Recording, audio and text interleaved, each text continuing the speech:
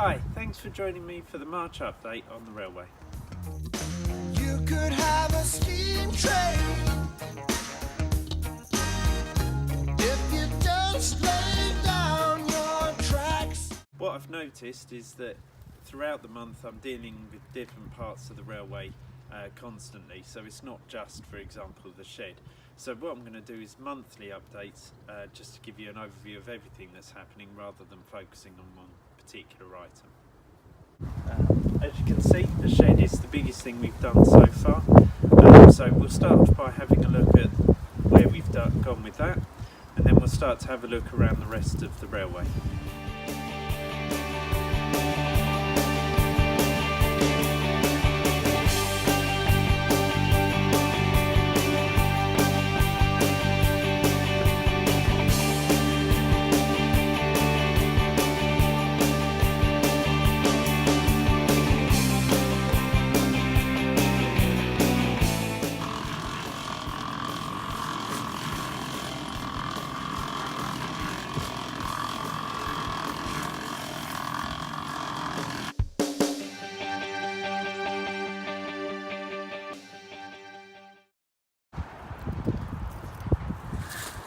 Right, so this is the base so far, really filling in. As you can see, I've filled in the centre, put tracks either side, so we've got 2 rails in.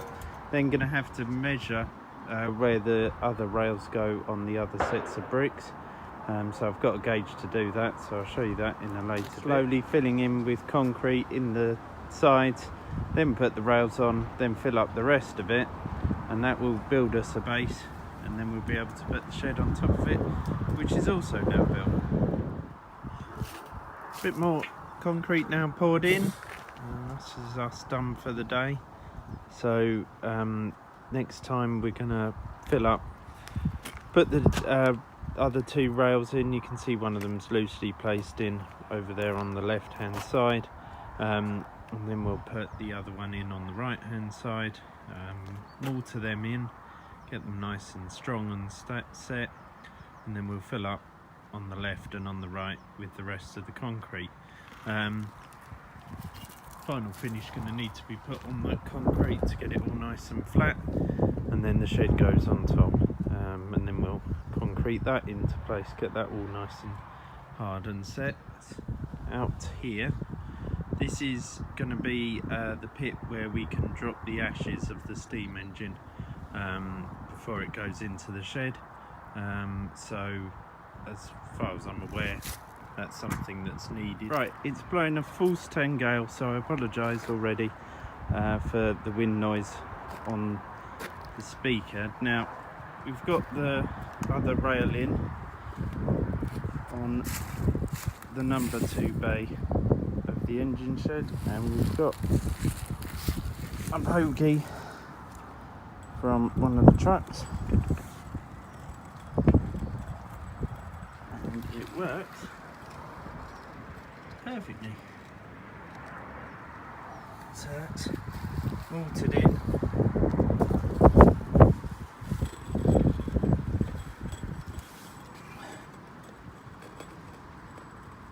and that thankfully all works brilliantly.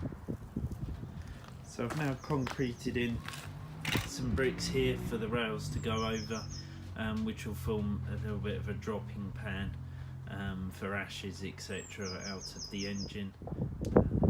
So the shed is now in place on its base. Here we can see the base. So what I'm doing is I'm slowly concreting in the sides here. Got the plastic there completely buried into the concrete. Hopefully that isn't going anywhere.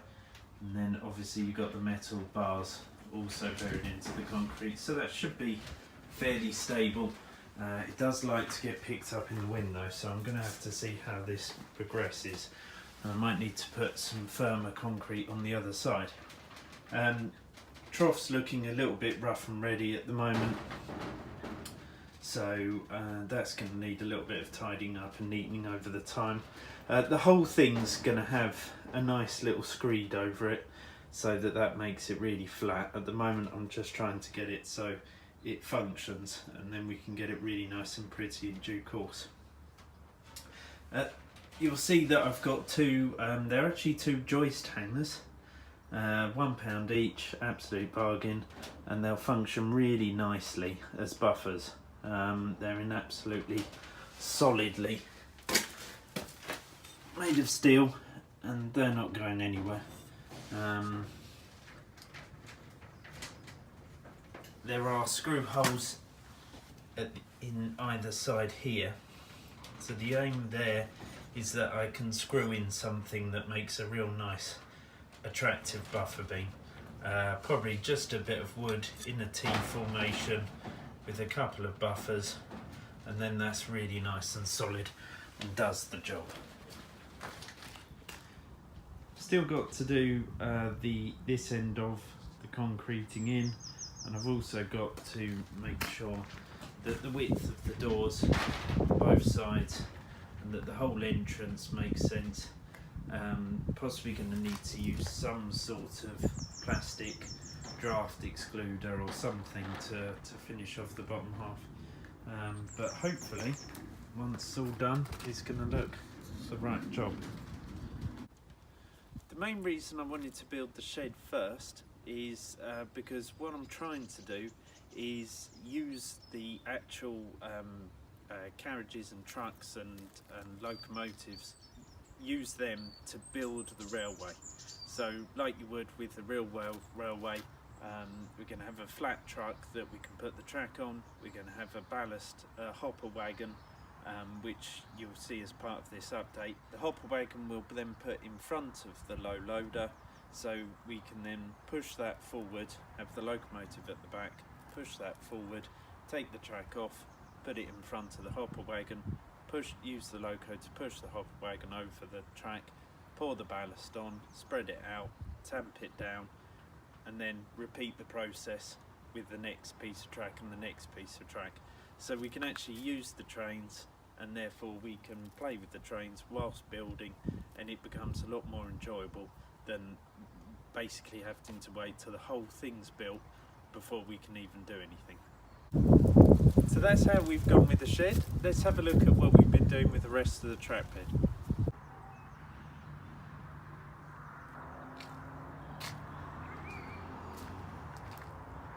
Day one of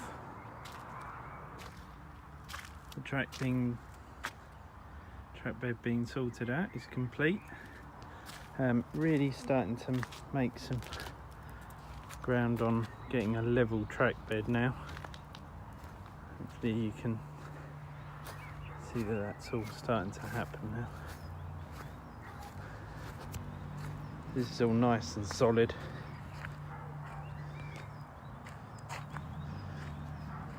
Through here. So this gives you a reasonably good idea of how the track bed is made. So we've got dugout part here, dumped earth over there, so you dig out the trench, and then there's about 2 to 3 inches worth of hardcore in there, compacted down by a whacker plate, and that then just creates you a very nice solid base. Pretty much no different to making a path or a driveway or anything like that, same sort of idea. So compact it down, and then that's nice and solid to walk on, and will therefore stop any sleepers sinking into the ground, etc. Give a nice solid consistent track bed. One of the things on the railway that we need to do is obviously build the rolling stock to go onto the track. So I'm going to start a new little feature which will be part of each of these update videos, and that's going to show how we're progressing with each of the bits of the rolling stock.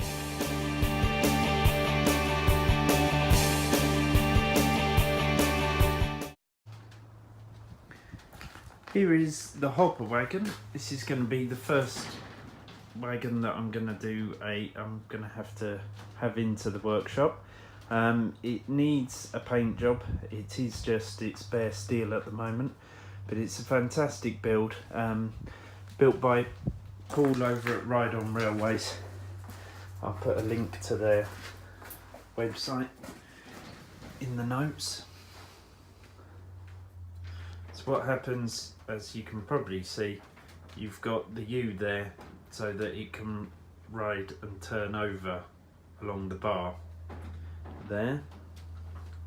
We have also got brakes, so I don't know if you can see the brake calipers right in there.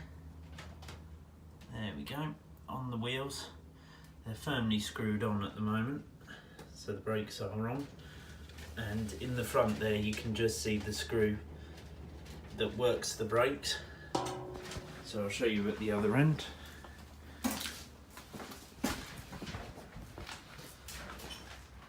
And there is the screw lever that screws the brakes on.